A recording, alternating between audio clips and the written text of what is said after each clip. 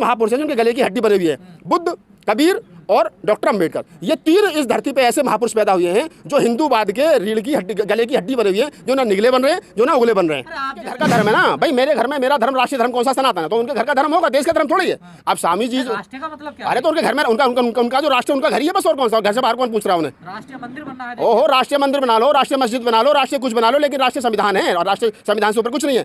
गीता किसी के लिए महत्वपूर्ण हो सकती है, कुरान किसी के लिए महत्वपूर्ण हो सकती है, गुरु ग्रंथ साहब किसी के लिए महत्वपूर्ण हो सकते हैं, त्रिपिटक किसी के लिए महत्वपूर्ण हो सकती है, लेकिन इन सबसे ऊपर उठ करके कुछ है तो वो भारत का संविधान है, उससे ऊपर कुछ नहीं है। ये सब पागलों की टीम हो रही है जो इस प्रकार की भाषा का इस्तेमाल कर रहा है, उसे पकड़ो और कुत्तों वाली वैन में डालो और पागल खाने ले जाओ, ठीक है, वहाँ ले जाकर उसे एडमिट करो। पागल चमत्कारी है ये पागल है सबके सब, कोई चमत्कारी नहीं है। एक वो लड़की नहीं देखी आजकल जो साहसा टीवी बड़ी छा रही है, जो क्या ना वो बताती है, सुहानी शाह। मैं तो कह रहा हूँ कि एक मुकाबला करा दो, पैसा हम खर्च करेंगे, रामलीला मैदान बुक करो, उसमें टेंट लगाओ, उसमें एक तरफ सुहानी शाह होनी चाहिए और एक तरफ धीरेन्द्र शास्त्री, इन दोनों का मुकाबला कराओ, पता चल जाएगा दूध का दूध और पानी का पानी। सुहानी शाह जो है वो कह रही है ये कला है, वो कह रही है चमत्कार है, तो पता चल जाएगा चमत्कार है या कला है, क्या है। देश की सच्चाई सच छुपने नहीं देंगे। तो अगर सुधीर चौधरी अपने शो में कह रहे हैं कि बाबा साहब ने जो संविधान लिखा वो कॉपी है, तो प्रूफ करें इस चीज़ को, या तो प्रूफ करें वो इस चीज़ को कि जो डॉक्टर अम्बेडकर ने संविधान लिखा वो कॉपी है, तो कॉपी कहाँ से किया गया, कहीं ना कहीं से तो किया गया होगा ना। अगर कॉपी है तो वो प्रूफ करे, और अगर प्रूफ नहीं कर सकता है तो माफ़ी मांगे, दो काम में से एक काम करें। ये जितने घूम रहे हैं ना, ये चोटी वाले पत्रकार जितने घूम रहे हैं, इनका टाइम चल रहा है खराब। मुझे खतरा इस बात का है किसी दिन ग्राउंड रिपोर्टिंग करने जाए, पब्लिक ने दौड़ाए ना, क्योंकि इन्होंने अति कर दी। और भी ये कह रहे हैं कि बाबा साहब मूर्ति के खिलाफ थे, उनके अनुयायी बाबा साहब की मूर्ति बनाए जा रहे हैं। तो बाबा साहब की मूर्ति हम क्या बना रहे हैं? हमने तो बाद में बनानी शुरू करी, पहले तो सरकार ने बनानी शुरू करी। वो पूछे ना अपने चाचा से नरेंद्र मोदी से कि जो क्या नाम 26 सलीपुर रोड बनाया, 15 जनपद बनाया है, और जो पंचतीर्थ स्थल बनाया, क्यों लगाई है मूर्ति? जो जाकर के नरेंद्र मोदी वो बाबा साहब के चरणों में फूल चढ़ा रहे हैं और मूर्ति बनवा रहे हैं 40-40, 50-50 फुट की, क्यों बनवा रहे हैं भाई? हमने कहा, हम तो पहले दिन से कह रहे हैं कि बाबा साहब की मूर्ति बताना, उनके विचारों बताना नहीं चलेगा। तो ये बीजेपी के जो लोग हैं, आरएसएस के लोग हैं, उनके जो ये छुटभैया पत्रकार हैं, ये जिस भाषा को बोल रहे हैं, हम समझ रहे हैं सारी भाषा को, ये छितने का काम कर रहे हैं। ईमानदारी की बात ये है, सुधीर चौधरी जैसे जितने पत्रकार हैं और ये जितने अनपढ़ और कुपड़ घूम रहे हैं, इनका एक ही उद्देश्य है, बाबा साहब का हिंदुईकरण करना। वो तो बाबा साहब की 22 के बीच में आ जाती है तो हिंदुईकरण नहीं कर पा रहे हैं ये, अरे तो बाबा साहब का हिंदुईकरण करना, बाबा साहब का अपमान करना। अब हिंदुईकरण नहीं कर पा रहे तो उनका अपमान नहीं कर लो, चलो इस बहाने से। तो ये जो कह रहे हैं ना कि बाबा साहब ने जो संविधान लिखा था वो तो कॉपी कर रखा है, तो सुधीर चौधरी बताया कि कहाँ से कॉपी कर रखा है। सुधीर चौधरी तो तमाम लोग कहते हैं ना, नहीं फिलहाल तो, अरे मैं कह रहा हूँ भाई, पूरी दुनिया से पढ़ने के बाद में बनाया, यही तो कह रहे हैं लोग। तो पूरी दुनिया के संविधान पढ़ना भी कोई कॉपी समझ रहे हैं। अरे कॉपी है तो तुमने क्यों नहीं कर लिया कॉपी? तुम्हारे हाथ में तो 3000 साल की कलम थी, तुम्हें कॉपी करने से किसने रोक लिया? तुम्हारी कलम नहीं चल रही थी। अरे रामायण तुमने बड़े धर्म ग्रंथ लिख दिए, वेद लिख दिए, सब कुछ लिख दिया, मनुस्मृति लिख दी, लेकिन तुम क्या नाम है कॉपी करने की तुमने इतनी भी कर ली थी कि कॉपी कर लो। तो क्या है उनका मतलब? उनका मतलब कुछ नहीं है, उनका मतलब सीधा सीधा सा है, बाबा साहब डॉक्टर अम्बेडकर को अपमानित कैसे कर सकते हैं। और इनको ये पता नहीं है कि ये जो डॉक्टर अम्बेडकरवादी समाज है ना, ये बाबा साहब से इतना प्यार करता है कि अगर कोई उनकी उंगली पे भी हाथ लगा देता है तो रोड जाम हो जाते हैं। तो ऐसा ना हो कि जिस आज तक में और कल तक में जो चैनल में वो है, कहीं उसके आज तक की ईंट से ईंट बजा दें, वहाँ मिट्टी भी ना मिले। तो बाबा साहब डॉक्टर अम्बेडकर से पंगा ना लिया जाए, ज़्यादा बेहतर है। सुधीर चौधरी के लिए हमारा वो क्या नाम है, अपना ओबीसी समाज का आदमी है, जाट आदमी है, उससे हमारी वो है बहुजन समाज का आदमी है कि ऐसी उल्टी सीधी भाषा का प्रयोग ना करे बाबा साहब के लिए। और अगर इस प्रकार की भाषा का उपयोग किया तो जिस दिन रोड पर मिल गया, वो मैं खुला चैलेंज कर रहा हूँ बहुजन समाज के लोगों से, जिस दिन सुधीर चौधरी तुम्हें कहीं ग्राउंड पर रिपोर्ट करता मिल जाए, उसका गरेवान पकड़ के उसका माइक छीन के कहना कि पहले प्रूफ करके बता बाबा साहब डॉक्टर अम्बेडकर ने कहाँ से कॉपी करा भारतीय संविधान, बताएगा ना वो?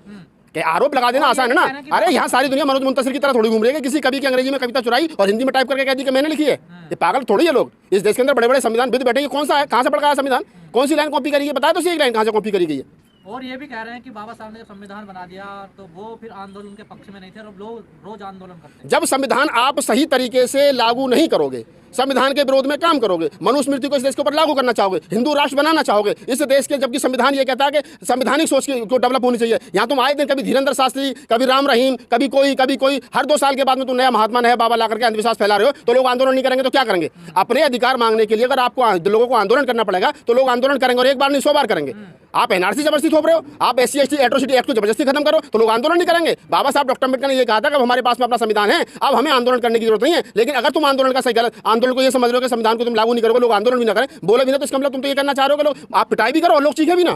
तो ये कौन सा तरीका भाई? हो क्या रहा, कोई कह रहा संविधान कॉपी किया है, कोई कह रहा है कि रामचरितमानस को राष्ट्रीय ग्रंथ घोषित कर देना चाहिए। ये सब पागलों की टीम हो रही है जो इस प्रकार की भाषा का इस्तेमाल कर रहा है, उसे पकड़ो और कुत्तों वाली वैन में डालो और पागल खाने ले जाओ, ठीक है, वहाँ ले जाकर उसे एडमिट करो। पागल चमत्कारी है, ये पागल है सबके सब, कोई चमत्कारी नहीं है। एक वो लड़की नहीं देखी आजकल जो साहसा टीवी बड़ी छा रही है, जो क्या नाम वो बताती है, सुहानी शाह।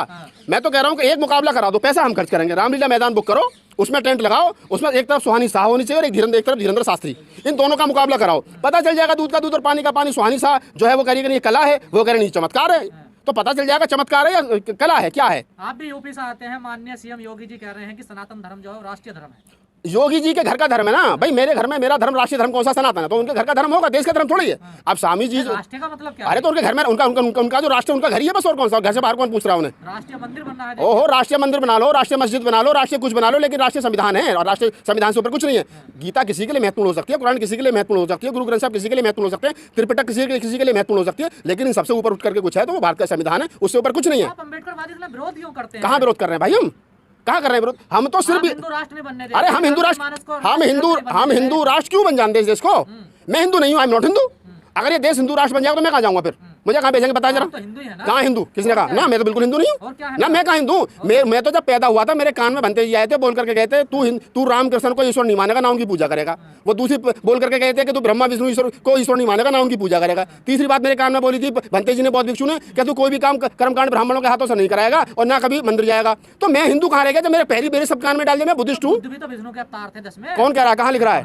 अरे कहने को छोड़ो, लिख रहा है इनके कौन से धर्म ग्रंथ में लिख रहा है ये तय कर लें। एक तरफ तो इनका शंकराचार्य और रामभद्राचार्य पता नहीं कौन सा आचार्य है, वो एक तरफ तो ये कहता है कि जी क्या नाम है मोदी जी को पता नहीं है कितना नुकसान कर दिया बुद्ध ने इस देश में सनातन का, और दूसरी तरफ कह रहे हैं ना जी बुद्ध तो हमारे चाचा थे, बुद्ध तो हमारे दादा थे। अरे भैया तय कर लो, एक तरफ तुम बुद्ध की मूर्तियों को तोड़ करके राम मंदिर बना रहे हो, एक तरफ तुम्हें बुद्ध से इतनी आपत्ति है उनकी बौद्ध भिक्षुओं की हत्या कर रहे हो, एक तरफ पुष्पमित्र सिंह जो है वो 183 ईसा पूर्व में है बौद्ध भिक्षुओं को मार मार के कत्लेआम करके भगा दिया, और दूसरी तरफ कह रहे हो कि जी बौद्ध जो थे वो विष्णु पता नहीं कौन से अवतार थे। तो ये जो थीम इकट्ठी हो रही है ना, ये बुद्ध के बिना इनका गुजारा नहीं है। अगर बुद्ध को अपना नहीं बताएंगे तो विदेशों से भीख मिलनी बंद हो जाएगी इनको। विदेशों में बुद्ध के खिलाफ जो है उन्होंने मोह दिखा रखा है और भारत में बुद्ध के खिलाफ युद्ध छिड़ रखा है। तो इस बात को समझना पड़ेगा। बुद्ध जो है ये 2-3 महापुरुष हैं जिनके गले की हड्डी बनी हुई है, बुद्ध, कबीर और डॉक्टर अम्बेडकर। ये 3 इस धरती पे ऐसे महापुरुष पैदा हुए हैं जो हिंदूवाद के रीढ़ की हड्डी गले की हड्डी बने हुई है, जो ना निगले बन रहे हैं जो ना उगले बन रहे हैं। आप जो समाज में दरार डाल रहे हैं ना, नहीं हम तो अगर लोगों को ये लग रहा है कि हमारे जैसे लोग समाज में दरार डाल रहे हैं तो हाँ ठीक है डाल दें, तुम्हारे लिए दरार है तो तुम्हारे लिए दरार होगी, लेकिन मेरे लिए संविधान को बचाने की लड़ाई है, लोकतंत्र को बचाने की लड़ाई है, मानवता समता भाईचारे को बचाने की लड़ाई है। हिंदू धर्म में बुराई क्या है? अच्छा ही क्या है? सब कुछ अच्छा है। एक अच्छा ही बताओ।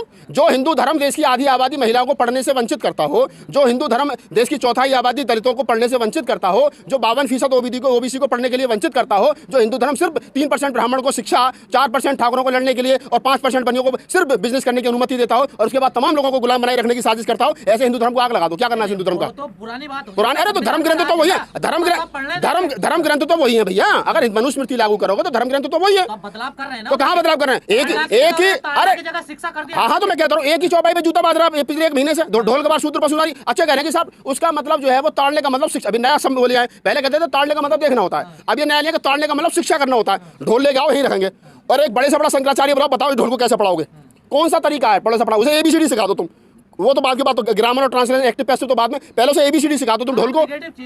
हम नेगेटिव नहीं दे रहे, वैज्ञानिक सोच दे रहे हैं गजेंद्र जी, और ये वैज्ञानिक सोच को इनका जो धर्म है ना ये धंधा है दरअसल। और जब इनके धर्म पे प्रहार करोगे तुम इस देश में ब्राह्मण को रोज गाली दोगे, कोई फर्क नहीं पड़ता, लेकिन ब्राह्मण बाबा के सामने विज्ञान फेल उनके सामने। हाँ तो वो अरे भाई साहब वो लड़की है बच्चे 26 साल की सुहानी शाह, उसके सामने सारा फेल हो रहा है, उसके सामने वो धीरेन्द्र शास्त्री भी फेल हो रहा है। कहाँ फेल हो रहा है? तो मैं तो कह रहा हूँ ना पैसे मैं लगाऊंगा, दोनों को रामलीला मैदान में बिठाओ, आमने सामने पता चलेगा किसमें कितनी ताकत है, किसके तत्वों में कितनी ताकत है। अगर सुहानी शाह ठीक करिए तो उसको मैं तो कह रहा हूँ उसे शंकराचार्य बनाओ इंडिया को, वो बहुत बढ़िया काम कर रही है भाई साहब। देखती बता दे भाई किसने सुबह कौन सी रोटी खाई थी, घरवाली से झगड़ा हुआ नहीं हुआ, कला है ये, और कलाई और क्या है, गुमराह कर रहे हैं और धीरेन्द्र शास्त्री गुमराही कर रहा है और क्या कर रहा है उनके पैरों में पड़ा हुआ है। ओहो भारत तो पता नहीं कहाँ कहाँ पड़ा, भारत की छोड़ो तुम, भारत तो भाई साहब घरवाली से डर के घरवाली के पैरों में पड़ जा। तुम धीरेन्द्र शास्त्री तो फिर भी आदमी है, शास्त्री से डरे हुए हैं। और डरे हुए नहीं है। इस देश के अंदर 80% लोग अंधविश्वासी हैं, उनको चमत्कार की तलाश में रहते हैं, उनको अपने कर्म पे विश्वास नहीं है।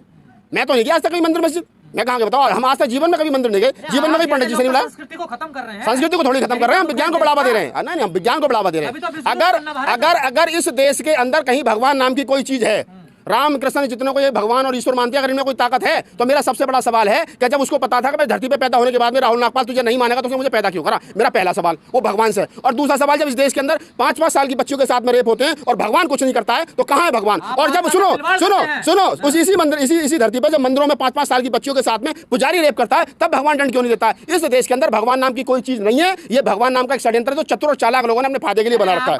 आप हिंदू देवी देवताओं के खिलाफ बोलते हैं, हिंदू देवी, अरे मैं कह रहा रहा हूँ, आपका भी ईसाइयों के खिलाफ मैं कह रहा हूँ ना, हिंदू देवी मेरा, मैं ईसाई यार, ईसाई मेरा कोई नुकसान कर ही नहीं रहे, मुसलमान मेरा कोई नुकसान कर ही नहीं रहे। मेरा आरक्षण का विरोध मुसलमान कर रहा है क्या?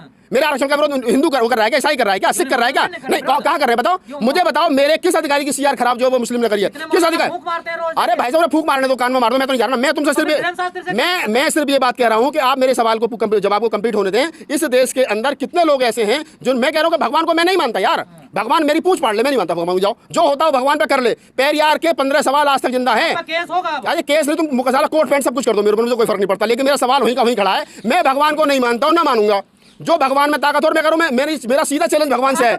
नहीं, मेरा सीधा चैलेंज भगवान से है। और मैं ये कह रहा हूं कि भगवान में तय मेरे और भगवान के बीच का झगड़ा है, तीसरे आदमी को बोलने की जरूरत नहीं। मैं भगवान से झगड़ूं, भगवान को गाली दूं, भगवान को लठ मारूं, भगवान का सर फोड़ूं, भगवान की मूर्ति तोड़ूं, भगवान मेरा बिगाड़ेगा, मैं भगवान का बिगाड़ूंगा। इस देश के अंदर किसी तीसरे आदमी को हमारे और भगवान के बीच में बोलने की जरूरत नहीं है। और अगर कोई तीसरा आदमी बोलता है तो समझ लो वो हमारे और भगवान के बीच में जो बैठा भगवान उसने बनाया, और भगवान के नाम पे हमसे चंदा लेकर के अपना घर चला रहा है। पैसा मिल रहा है आपको बदनाम करने के लिए? हमें पैसा यूट्यूब से मिल रहा है, फेसबुक से मिल रहा है, हमारे वीडियो लोग देखते हैं, पसंद करते हैं, वहाँ यूट्यूब हमें पैसा दे रहा है। कौन सा कोई मंत्री से पैसा आ रहा है? स्ट्रीम मीडिया को इतनी स्पॉन्सरशिप मिल रही है बागेश्वर तमाम किस्म के धार्मिक मुद्दों पर। हाँ तो फिर क्या हो गया, मिलने दो। हमारी मीडिया तो कमजोर है उनके। कहाँ कमजोर है? आप कह रहे हो कमजोर है? मैं जहाँ जाता हूँ 200 आदमी मेरे साथ सेल्फी लेते हैं, आप सबके साथ सेल्फी लेते हैं। गजेंद्र जी आ गए, पूनम जी आ गई, ओमदेव जी आ गए, सारे आ गए, किसके साथ फोटो लेते बताओ?